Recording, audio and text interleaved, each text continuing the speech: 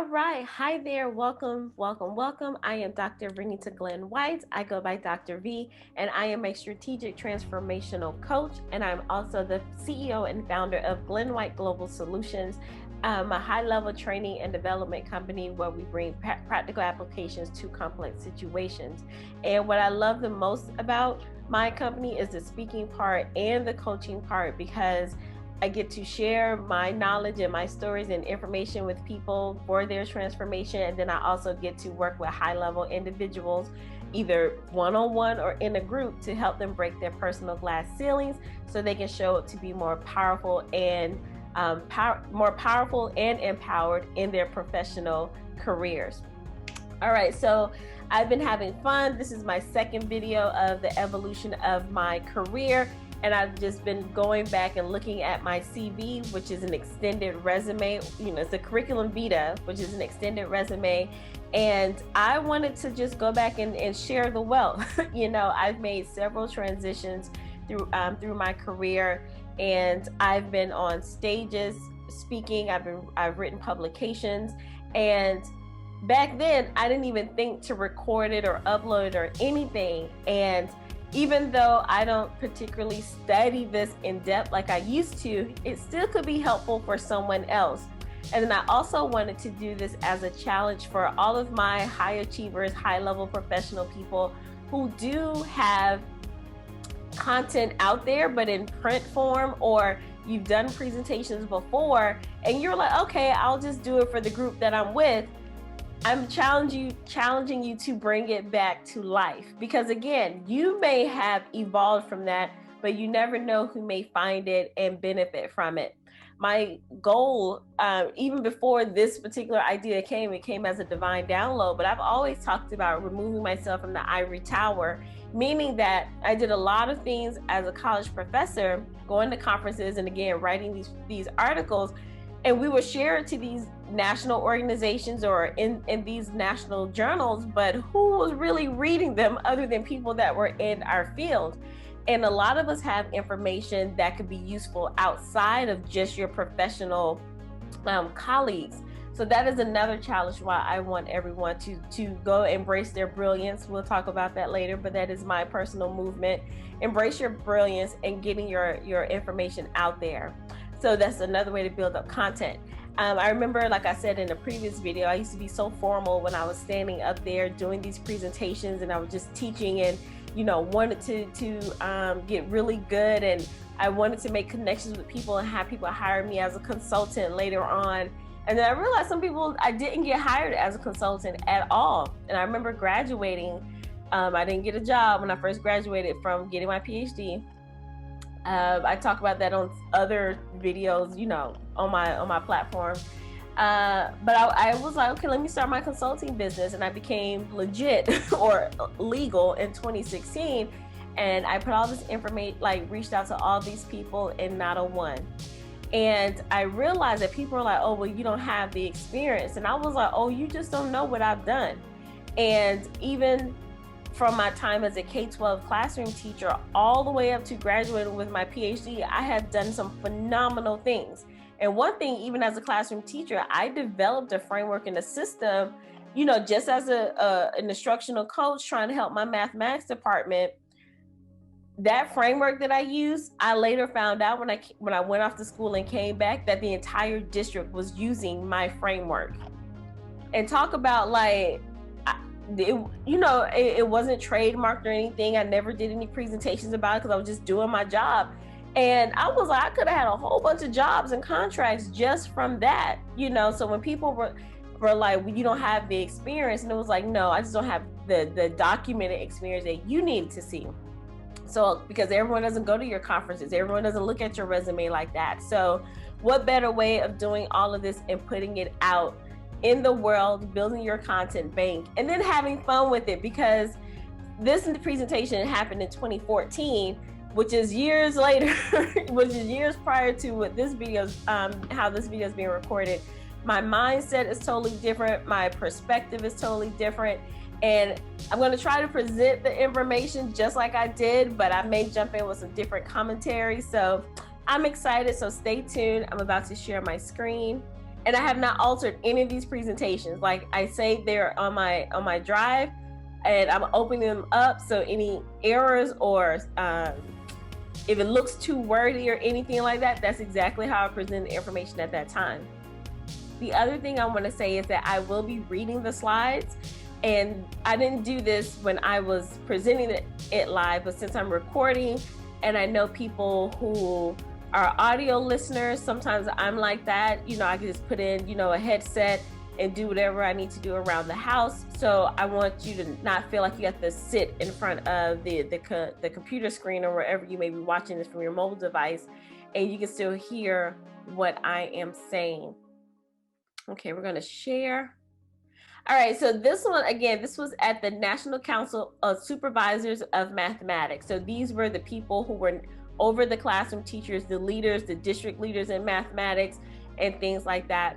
And you will see that a lot of the topics are similar. Now, I'm not going to do this for each one. So what I did was I went and opened all of my presentations, and if they were identical, then I didn't do it. And the trick to getting conferences is really kind of switching up your title a little bit, and then you can still have the same information because it's a different group of people, and then just tweaking it a little bit. You'll see another name on here, and these emails don't work, so ignore those, but you'll see another name because that's another trick in growing your content in the professional space. Partner up with someone, because you do a conference and you send the proposal out. They do a conference and send a proposal out. Sometimes both get accepted, sometimes one or the other get accepted. So it just increases your chances of, getting on those stages or in those rooms. And the same thing works with publications as well. So this one is, do my teachers have curriculum content knowledge for the Common Core? The other presentation was around curriculum content knowledge as well, but this one is a little more in depth. Remember, this was in 2014 at the time. Common Core may or may not still be in use at the time of this particular recording, but the general information is still, I think it's still relevant to this day. Okay. All right, so this was an interesting graphic. I had people think about the physical textbooks and digital textbooks, because at this time, if I remember correctly, it was a big uproar about adopting new material, how much physical material is going to cost. People were moving even more into the digital space, like online learning and things in education is not new, but a lot of schools are transitioning, trying to save money, but they still want to provide those resources. So we were looking at the amount of money that was being spent on physical textbooks and then having full-on digital curriculum. So then I said, think about this. How many times have you heard or told teachers the textbook is not your curriculum, it's a guide? If the textbook was the only resource, do you have what it takes to adapt it to the Common Core state standards for mathematics? Again, at this time, certain schools weren't able to get new material, but then they still had these new standards rolling out. So it was a dilemma. It was like, you want me to teach different standards, but I can't have we don't have the new textbooks. What are we supposed to do? And I was big on having teachers and leaders like, look, you are supposed to be the content expert or the content leader. There's something you should be able to know to take what they're putting out as the Common Core and be able to adapt it with the resources that you already have. That entails is curriculum content knowledge. So then I had goals. So goals for this session: how administrators and teacher leaders can ensure high quality mathematics instruction by helping teachers become critical consumers of textbook lessons and supplemental materials, by assisting teachers with identifying the connection between the lesson activity and the standards for mathematical practice, and by providing opportunities for teachers to self-reflect through the planning process. Yeah, all of that. So then I talk about the model for pedagogical reasoning. Schulman, look at these dates: 1986, 87, 92. I did this presentation in 2014. But when I was going into my third year of my PhD program, and I got really, really deep into understanding teacher content knowledge and then leadership content knowledge that evolved to my dissertation, and the different layers of what it really meant to teach and learn mathematics, other than, oh, I know how to do this problem. I can show you how to do the problem. Look, people, it is so much deeper than that. And I was doing this back as a classroom teacher without even knowing any of this research. And my scores were always phenomenal as a classroom teacher. And when I worked with the teachers that were under me, I was their coach. The ones who followed what I said, their scores were phenomenal as well. So yeah, it's a lot behind the scenes. If you really want people to understand mathematics, you as the person that's teaching it or over mathematics, I strongly recommend you know it, at this level. Again, my background is mathematics, but this could be with any content. That's why it's called pedagogical content knowledge, curriculum content knowledge, because it doesn't matter the subject area.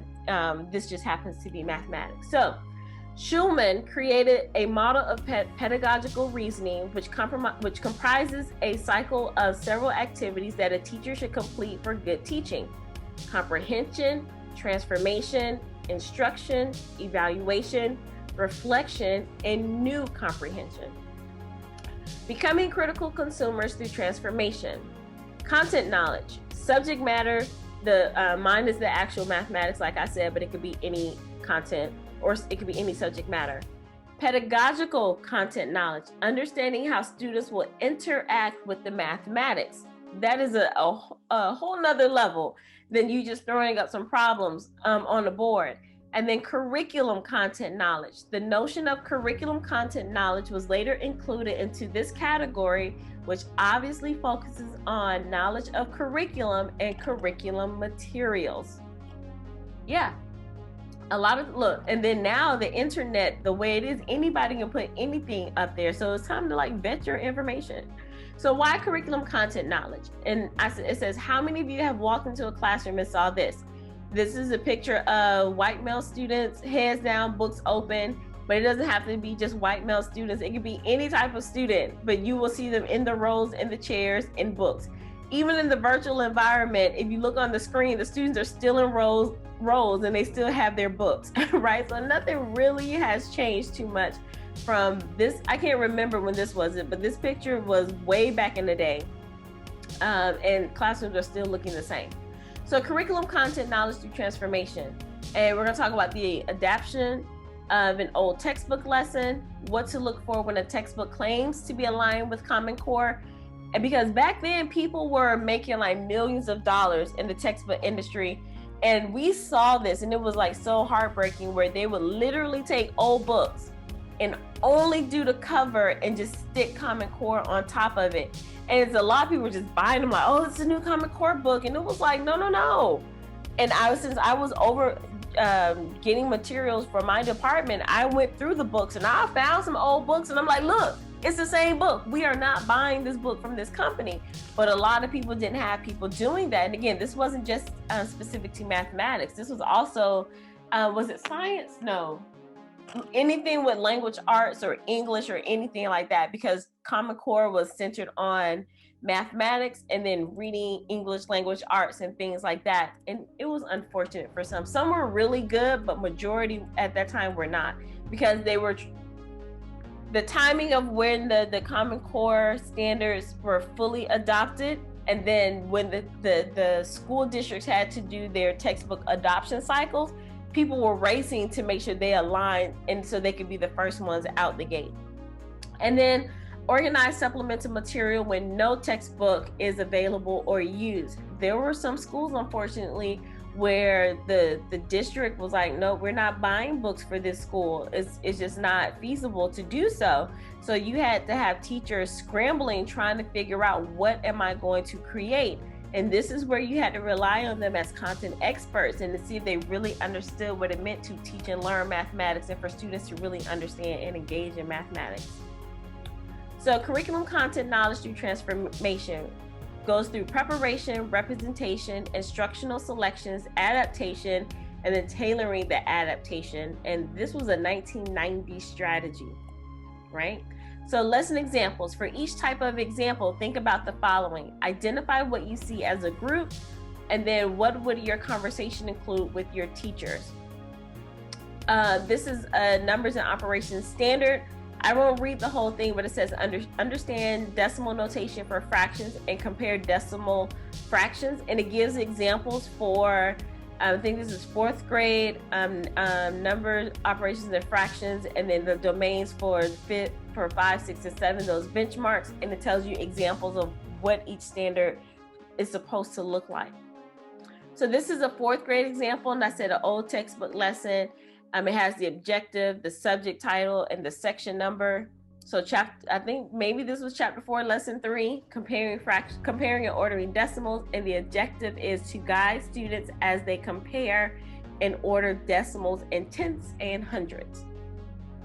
So this is we're still in the old textbook lesson, and I literally screenshot these from way back when. It says teaching the lesson. Key activities. Students compare decimals using base 10 blocks. They apprehend zeros to decimals in order to compare them.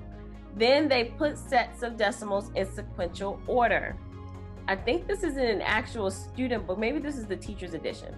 Then it says key concept and skills. Model decimals through hundreds with base 10 blocks. So number and numeration goal 1. And they have the different goals, and those were in the books as well. Read and write decimals through hundreds. Rename fractions with 100 in the denominator as decimals. Compare and order decimals through hundreds. So when people were saying we don't know what to do, or we don't know what work to give students, then it's like, why are students lost? The books told you what to do. Now, again, people had their opinions about textbooks, but it's like, why would you spend all of your energy trying to recreate something that's already here where you could just adapt? So it tells you some of the basic things that students needed to do and some of the basic things you as a teacher needed to understand. And it was like, why are we still having the issue where students are not understanding mathematics? So this one is number 2, ongoing learning and practice. This says students play product piled up to practice multiplication facts. Students practice and maintain skills through math boxes and study skill linked activities. This is why I love the teacher's edition, because it gave a variety of examples and things to do.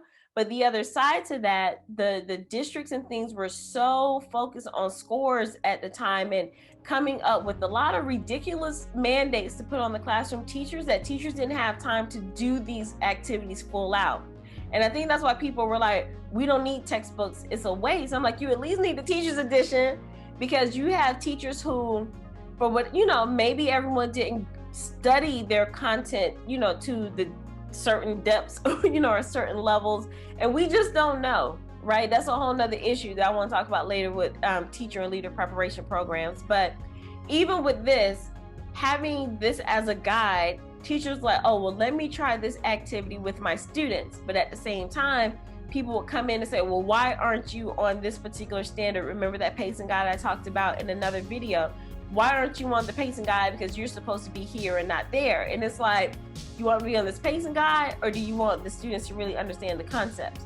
Master teachers were wonderful at this, but majority of the teachers, I'm just putting it out there, are not master teachers. And it can be a variety of reasons. So it was like, I wanted to, and I didn't know this at the time, but I really wanted to empower teachers. Well, no, I kind of did, because I was telling everybody they should be rebels. But the better term is to empower teachers to take ownership of, 1, being the content expert, and then 2, really being an advocate for the resources that they were going to use in the classroom for themselves, 1, and then for their students. So again, this is an old textbook lesson. It says 1, teaching the lesson. Math message follow-up. The students are supposed to write in their journals. It gives you a little icon for whole class discussion. And it says discuss ways to show that 3/10 is greater than 15/100.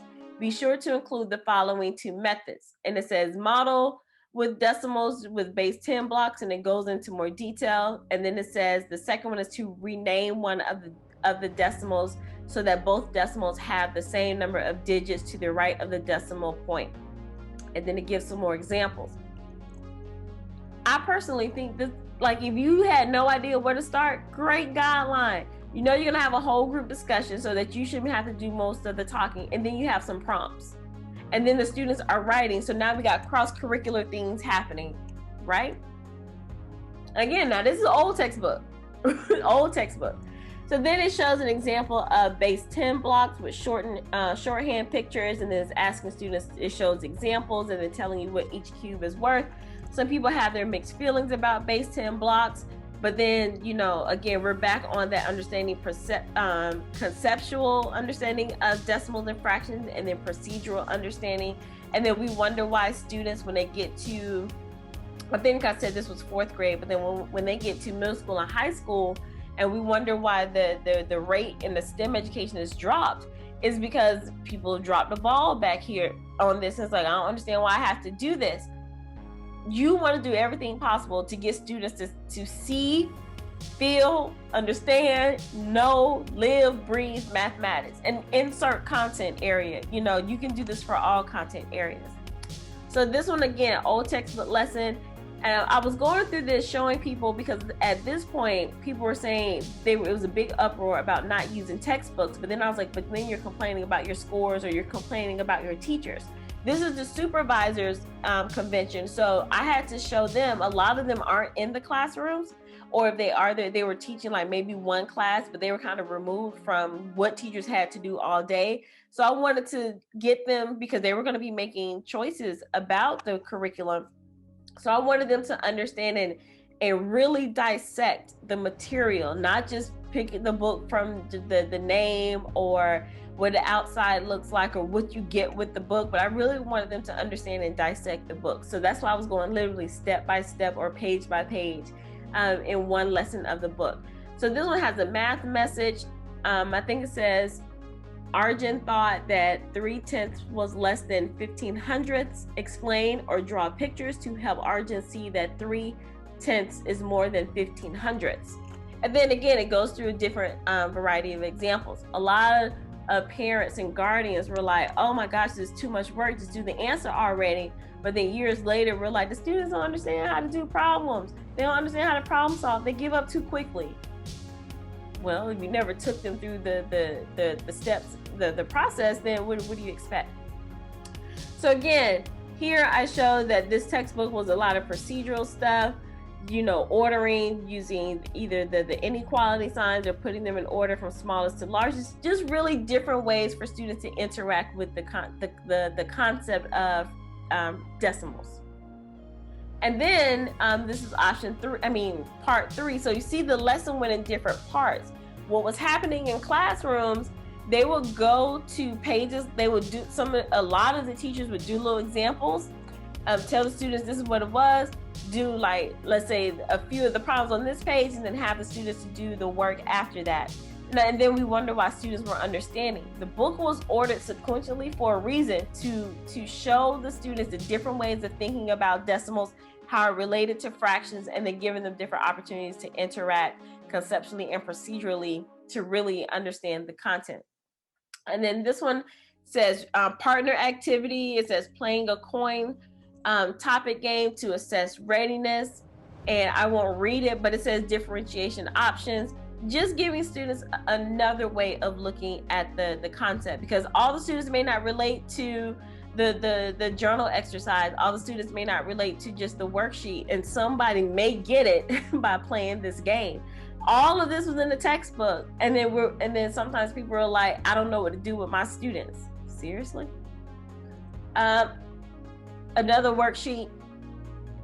And then I said, for each type of example, think about the following. Identify what you saw. What would your conversations include with your teachers? So again, these were leaders, the instructional coaches, the district specialists. They were the ones who were there to support the teachers, not judge or evaluate teachers, but they were there to support them and make sure that they had all the resources possible. But if I'm the leader, I'm there to support you, and I don't know what resources are available, but then I come to your room and I say, well, you're not doing what you're supposed to be doing as a teacher. Well, I'm at fault because I'm there to support you. And if I can't give you a solution to your problem, then there is a problem. And instead of me going in to save that teacher, that was another topic for another day, then I should be able to provide resources for that teacher so that teacher can be empowered to be their best selves in the classroom. And then, so transformation. The key to distinguishing the knowledge base of teaching lies at the intersection of content and pedagogy and the teacher's capacity to transform content knowledge into forms that are pedagogically powerful and yet adaptive to the variety of student abilities and backgrounds. Comprehended ideas must be transformed in some manner if they are to be taught. Again, we're not just throwing up just regular problems for the sake of throwing up problems. It was a process, and transformation needs to take place. So based on what the book says, what students already know, what you know as the teacher, and how to get them to get to the next level of understanding the content.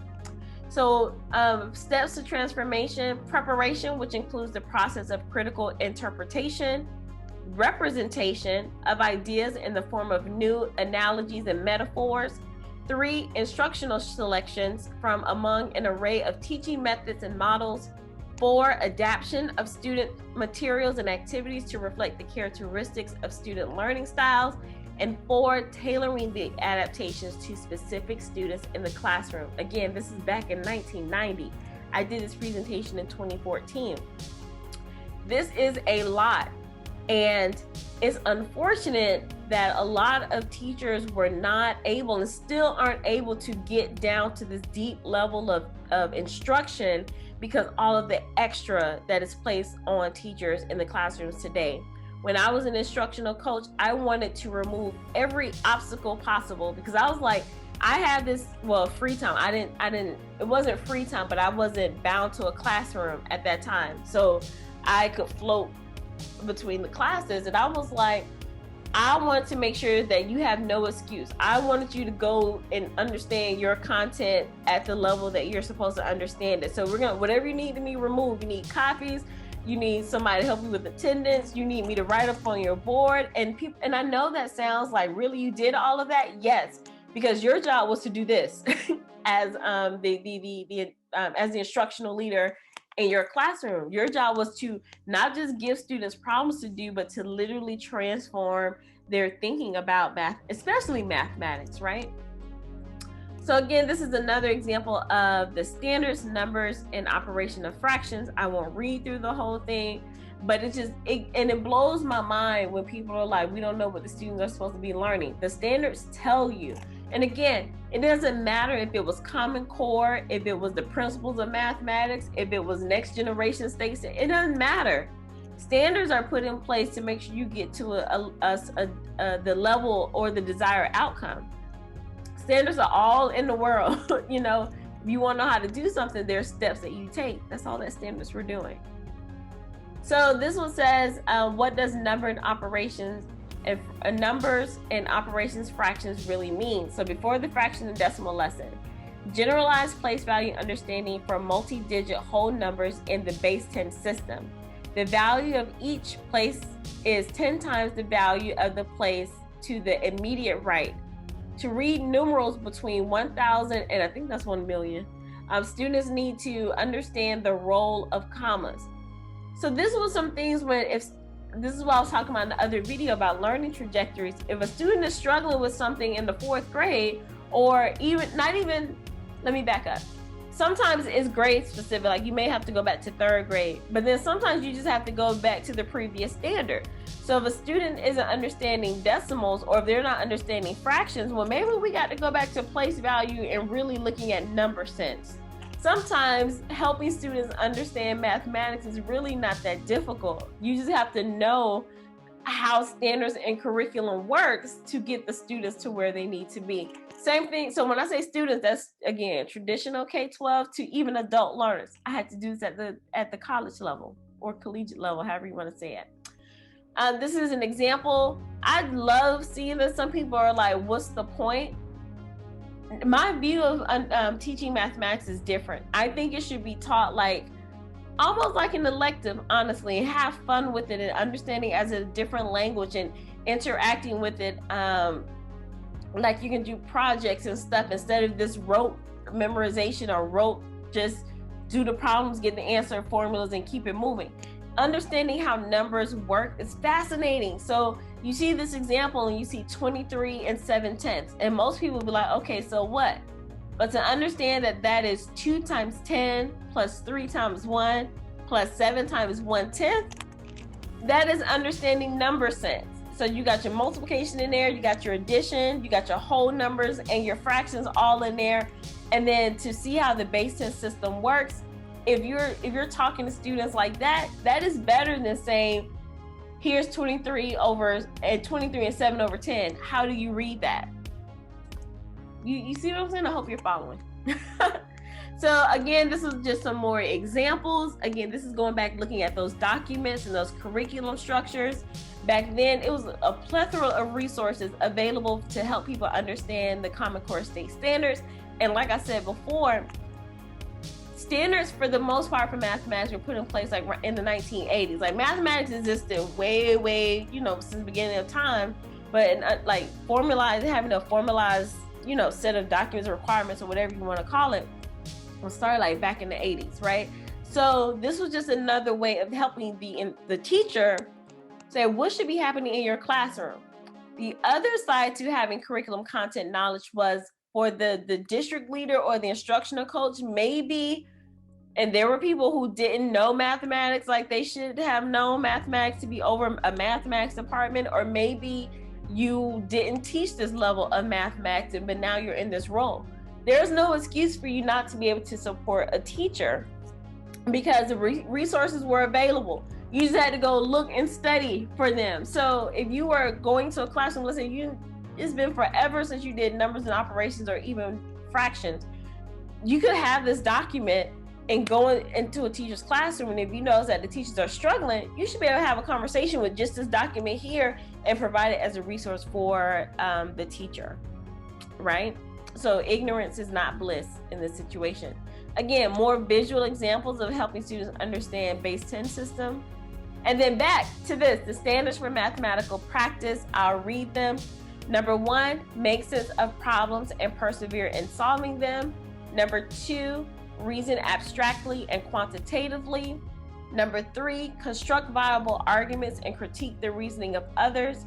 Number 4, model with mathematics. Number 5, use appropriate tools strategically. Number 6, attend to precision. Number 7, look for and make use of structure. Number 8, look for and express regularity in repeated reasoning. When the Common Core came into effect, the standards for mathematical practices were right there with them. What happened is people were like, oh, what is this over here? Put that down, and all the focus went on the standards. And then they were wondering why everybody, the leaders, teachers, students, were struggling with understanding how the new standards were set up. Because I think the difference was they no longer cycled through. So you weren't going to keep learning fractions every grade level. It was like, look, you better go deep in 3rd through 5th grade because you're not going to see fractions anymore. Now it's time for you to apply what you learned over here in 6th grade. I think the old standards were like, you're going to see fractions like probably all the way through Algebra 1, right? But the standards for mathematical practices were put in place as another way for students to be able to interact with the content. And it was a way for a teacher to be able to help a student to become mathematically astute. Even if that student wasn't gifted in mathematics, you can learn. Anybody can learn mathematics. And then to me, the standards for mathematical practices were a way to do that instead of drilling in concepts, right? So then it says, now we can transform the lesson. So I was going through and helping the leaders understand, like you can't whine and complain that you don't have certain material. You're not in the classroom all day because most parts instructional coaches should have been out of the classroom. You have the time to go back and supplement the material that you already have. So this one was an example of decimal and place value, about filling in the chart, understanding the difference between like 1/10 more and 100 times more, 10 times more and 10 times less and 100 times less. Just different ways for students to interact with number sense. Again, this one is decimal place and values.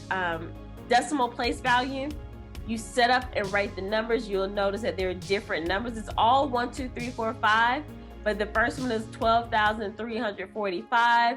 The next number is 1,234 and 5/10, and then they just keep moving the decimal point for students to see, like the actual numbers are the same, but that little dot makes the value of the number totally different. So when you explain to students that way, it's like, oh my gosh, that is so cool and awesome. Well, they should be saying it that way.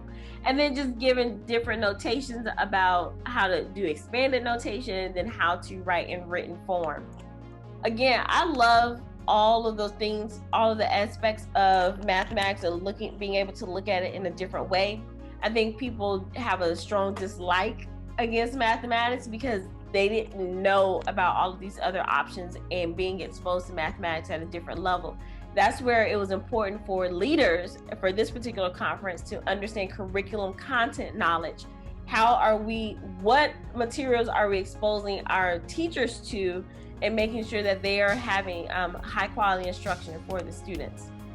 So then I said the summary of transformation, process with the teacher, standards and progressions, those are some documents, a description of the standards for mathematical practices that will be used with this lesson, review the teacher's edition if applicable. I love the teacher's edition, and the justification for the lesson activity. And then I show from research, because this was my third year in my doctoral program.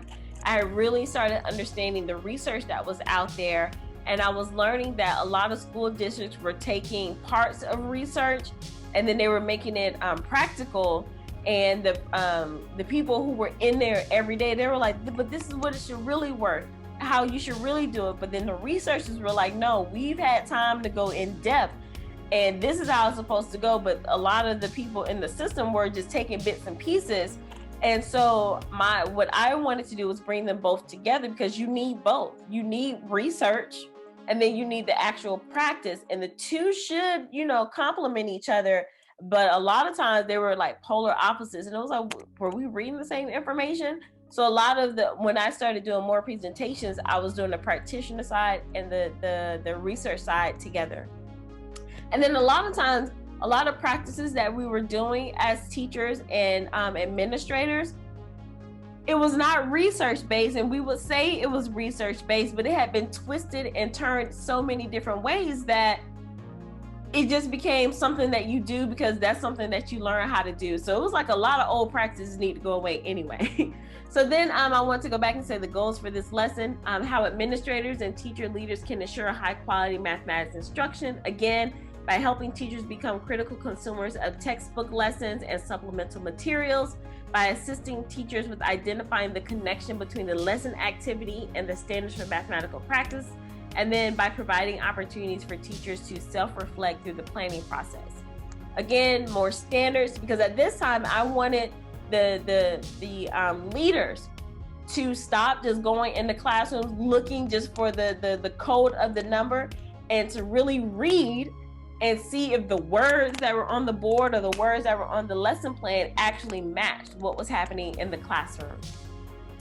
So I go through and show different examples of textbooks that were aligned for real to the Common Core State Standards. It looks totally different, shows different ways of doing a problem. And the reason why they said one way to do this and another way is because the students were so used to getting the answers one way. But the way the new assessments were set up back then, it was like they asked for alternative ways to solve the problem. So if you get a test and it says, okay, cool, you showed us how to do it this way, how would you do it again? But if you never did that in the classroom, you're stuck. And then they wonder why scores were plummeting, because students were being exposed to questions they had never ever seen before, right?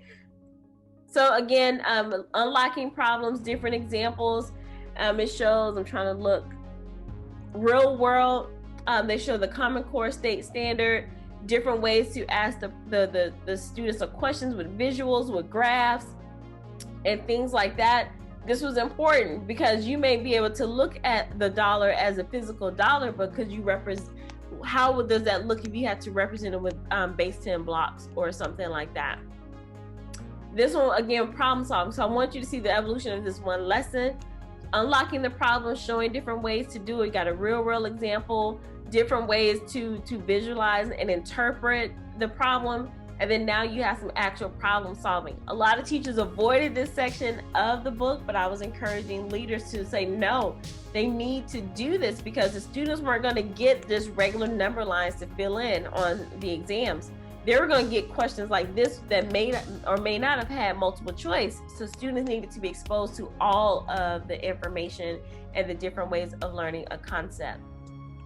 So then I said currently aligned examples. I had teachers do breakout sessions, and I had handouts at this time that I gave them so they could see the document, the screenshots that I put on the screen. And I said, identify what you see as a group. And I said, what would your conversation include with your teachers? Again, I'm aligning the process with the teachers to the research. So a few items to look for when you process with the teachers: review teachers' edition, identify which practices, the mathematical practices to use, and then organize lesson structure accordingly. Again, following the steps of research of preparation, representation, instructional selections, adaptations, and then tailoring the adaptations. Again, I said this in the previous video, I loved at the time the mathematics assessment project. It just had different types of problems, ways of looking at problems. It was just a great resource. I'm not sure if it's still there at the time, but I explored so many other documents. I never went solely based on what my district or what my state used. I went researching like, well, who's doing big things over here? And that was when I was a classroom teacher and an instructional coach. When I got into the doctoral program, I started looking at well, who decides, where do these documents come from? Not knowing that a lot of them came from university professors or grant projects and research. So then I started looking at universities and looking at their research projects and their documents. And a lot of places had centers for teaching and learning mathematics, for the educator, not just for the students. And I was like, oh, that's fascinating. So that's how I found the mathematics assessment project, by doing research like that. Again, more examples with the teachers.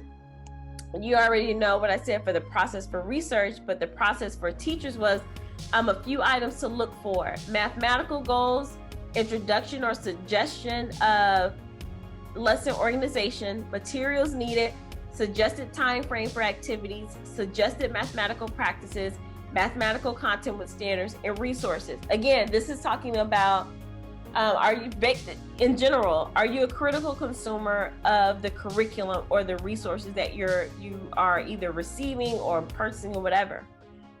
I said this is just a few things to look for, because you don't want your teachers out there struggling. If they have to focus too much on other things, then they don't have the energy to teach.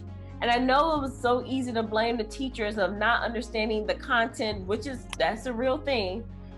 I said, but at the same time, are we setting them up for success? Like, they're not dumb people. So if they were giving a resource or a guide and they had this information, instead of starting from scratch, they had an outline to work from. And then they could spend most of their time of really making sure they understood the content and then tied it with high quality instruction, which are two different things. Knowing mathematics and knowing how to teach mathematics, totally different. So anyway, I wanted them to see, like, look, stop blaming teachers.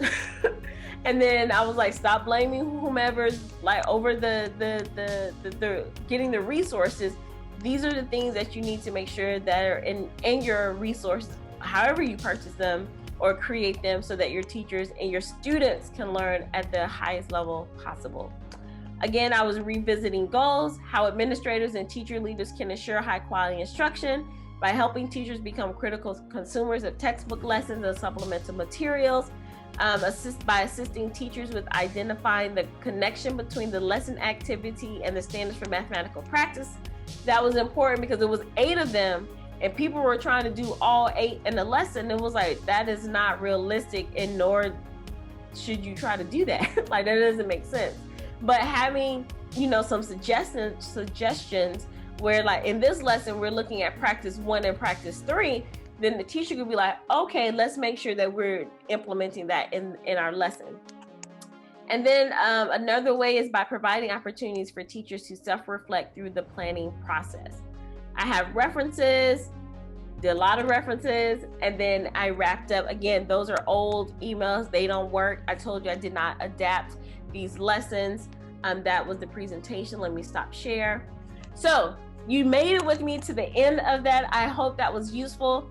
Again, at that time, I still had that same passion of, look, you need to know what you're putting out there. You need to know that just because a book may be pretty, it may not be the best book that you need to use. And just because it's well known doesn't mean that's the right fit for your classroom or your school.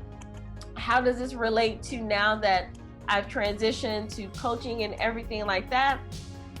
Coaching is interesting because I was an instructional coach, back in the day before I knew that there was a world of coaching in the personal development industry. But I've been doing professional development. I was like, I didn't know this exists. So my goal is to bring the two together. So this means I'm still looking at material because the internet will have you everywhere. YouTube University too.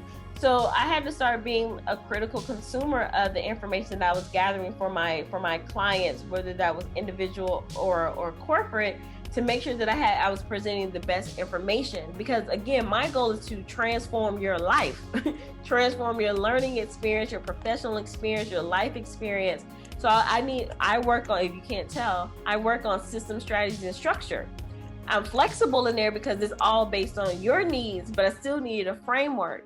So now that I'm looking at, transformational coaching, life coaching, executive coaching and things like that, I go through and look at the material to make sure that's a good fit for, like I said, my clients and things like that. I want to encourage you to be a critical consumer of whatever your industry information is.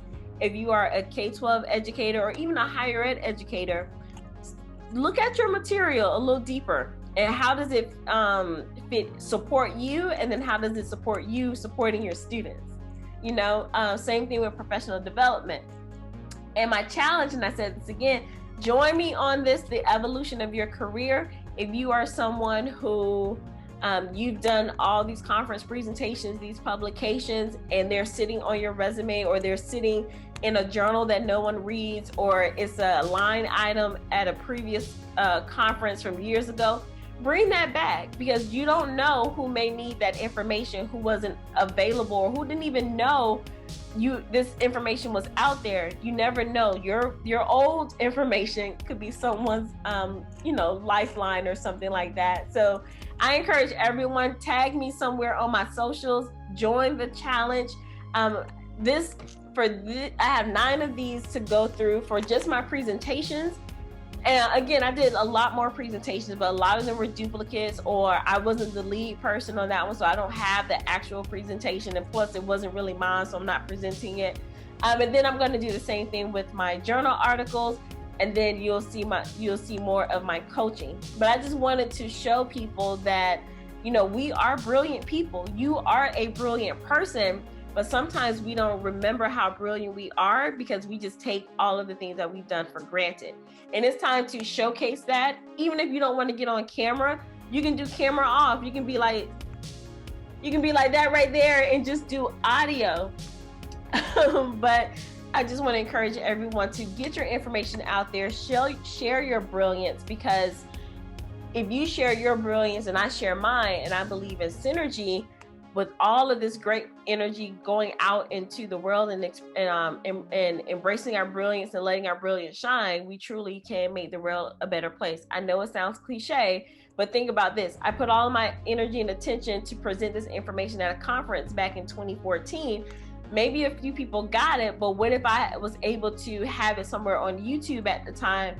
More people would have been impacted, and who knows what could have happened in some of these classrooms, right? So do that for your industry. Tag me somewhere. Put in the comments below what you're thinking about what I'm doing. Either way, I'm going to continue to do it. So we're going to wrap this up. I'm Dr. V. Thank you so much for listening and learning with me. And remember this, to be well, be empowered, to be bold, and be brilliant. Until next time. Bye.